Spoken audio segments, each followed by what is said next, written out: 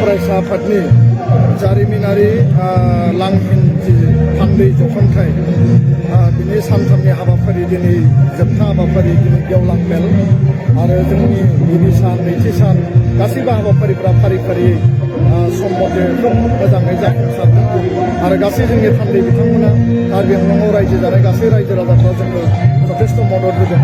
गेवलां मेल दङ दसे समनि उनाव जोंनि आसामनि गिबि मन्त्रि डक्टर हिमन्त बिश्व शर्मा बिथाङा सफैगोन। जोंनि गाहाय आलासि के हेनरिक इउनिभार्सिटिनि बारग' भिसि डक्टर हितेश देकासार बिथाङा सफैबाय। बर' थुनलाइ आफादनि आफादगिरि तरेन बर', आदित्य खाख्लारि बर', दुलाराय आसाम ट्राइबेल संघनि गाहाय नेहाथारि, लोगोसेनो जोंनि आसाम बिधान सभानि जोंनि स्पिकार बिश्वजित दैमारि, आसामनि केबिनेट मन्त्रि इउजित ब्रह्म आरो गोबां माखासे जोंनि जायफोर सरकार बे सरकार आरो गुबुन गुबुन माहारियारि आफाद बे आफादफोरनि दैदेनगिरिफ्रा सफैबाय। जों बेखौ जागायनो आखायाव लाबाय। सानथामनि हाबाफारियाव दुलाराय बर' फरायसा आफादा डेलिगेट मेलनि गेजेरजों बर' हारिनि आथिखालनि गासै बिथिंखौ पूर्णांग पर्यायाव जोङो बेखौ प्र'स एन्ड कन्स डिसकास खालामदों। गासैबो डेलिगेटफ्रा बाहागो लादों आरो माखासे रेजुलेसन जों ड्र' खालामबाय। दा बिटिआर गोरोबथानि जे दफा बेखौ रोखायै आबुङै सम मथे भारत सरकारखौ मावफुंनो थाखाय दिनै जोङो दाबि होनायनै जोङो मोनसे रेजुलेसन लादों आरो बेयाव जों मोनथाम पलिटिकेल जि मोनसे एजेन्डा बे एकर्डनि गिबियानो जाबाय बे एकर्डनि दफा बायदियै बाउन्डारि बारायनाय, गामि सोसननाय, एरिया एक्सटेनसननि बाथ्रा दङ। बेखौ 31 मार्च 2022 बे जिहेतु कमिसननि मोनसे डेडलाइन दङ बिनि सिगां रिकमेन्डेसन होनांगौ बे बाथ्राखौ दिनै जोङो दाबि दैखांनानै कमिसननिसिम जोङो लेटार हरदों। बेनि अनगायैबो जोंनि जि बर' कसारि काउन्सिलाव दिनै इन्टारिम काउन्सिल दङ, बिसायख'थि खालामनांगौ, समस्ति दानांगौ, गामि नटिफिकेसन होनांगौ आरो बिनि गेजेरजों बर' रायजो राजानि हा हु आरो जौगानायखौ रोखा खालामनांगौ।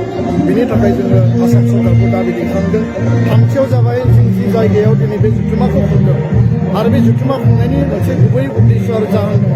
बे जाबाय कार्बि आंलंआव रायजो जानाय बर' फिसाफोरनि हाजोआरि ट्राइबेलनि जि मोनथाय स्टेटास बे मोनसे पलिटिकेल लेभेलनि इस्यु जानानै दङ।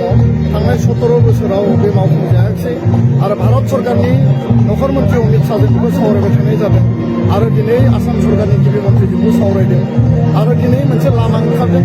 कार्बिफोराबो हायेनाव ट्राइबेल लुबैदों हाजोआरिनि बादैबो आरो बर'फ्रा हायेननि ट्राइबेल दंखायो, हाजोनि ट्राइबेल लुबैदों। बे भाइस भार्सा मेकानिजमनि गेजेरजों कार्बि सुक्तियाव फैनाय, बर' सुक्तियाव फैनाय, बिनि गेजेरजों सुस्रांनायनि थाखाय आसाम सरकार भारत सरकारखौ जों दाबि होदों। बे जोंनि मोनसे डिमान्ड थाबाय। एनडिएफबिनि गायसनगिरि आफादगिरि रन्जन दैमारि आरो गासै जेलाव जि दङ बिथांमोनखौ गोख्रैनो दिहुननांगौ। जोङो कनस्टान्टलि बेखौ आपिल खालामबाय थादों। बेजों लोगोसे केस उइड्रयेल खालामनांगौ, जोंनि रिहेबिलिटेसन आद्रा थानायखौ होफुंनांगौ, जोंनि जायफोर मार्टियार शहीद न'खरनो 5 लाख करि अनसुंथाइ होनाय बिनि हाबाफारिखौ मावनांगौ। दिनै जों बे गासैखौबो फेस जोंहा एक्जिस्टिं बे दाबियाव दंखायोब्लाबो जोङो नैबे डेलिगेट हाउसनि गेजेरजों जों आपिल खालामदों। बर' लाइमोनफोरखौ आसाम पुलिस आरो भारतनि पारामिलिटारि फर्सआव रिक्रुइटमेन्ट खालामनांगौ आरो बेखौ दायो सरकारा मोनसे पर्यायाव रोखा खालामनायाव फैबाय आरो बियो जाफुंनायनि लामायाव। दा बेखायनो बेखौबो जोङो दाबि दैखांनानै जों सावरायबाय। गुबुन फारसेथिं हा हुनि जोङो माखासे डिसिसन लादों। बाथ्राया जाहैबाय जे ट्राइबेल बेलेन्स ब्लकखौ जोंनो प्रटेक्सन होनांगोन आरो बिनि थाखाय खुनु कारनाव जों कमप्रमाइज गैया आरो बिनि अनगायैबो जेराव जेराव एनक्रस जादों बेखौ इलिगेल एनक्रचमेन्टखौ एभिक्सन खालामनांगौ, बेखौ होखारनायनि थाखाय हाबाफारि लानांगौ। बर' आरो ट्राइबेल जायफोर लेन्डलेस दङ बिथांमोननो हानि अधिकारखौ होनांगौ। आसामाव बसुन्धरा आसननि गेजेरजों मियादि पट्टा खालामनाय, लेन्ड जरिब खालामनाय, एकसिना तौजि हाफोरखौ नोङो सेटेलमेन्ट होनायनि बाथ्रा दिनै सावरायदों। दा बेखायनो 6 सिडुलावनो जा, बिटिआरावनो जा, आसामावनो जा, जोङो फरेस्ट एरियायाव रायजो जानाय सनितपुर, बिश्वनाथ आरो गासै आसामाव बर' आरो ट्राइबेल माहारिनि जायफोर हानि अधिकार मोननो गोनां दङ बेखौ होनांगौ आरो कुनु कारनाव बर' आरो ट्राइबेलफोरखौ कुनु कारनाव उच्चेद खालामा, एभिक्सन खालामा, बिनि थाखाय आसाम सरकारखौ जोङो मोनसे दाबि दैखांहरदों।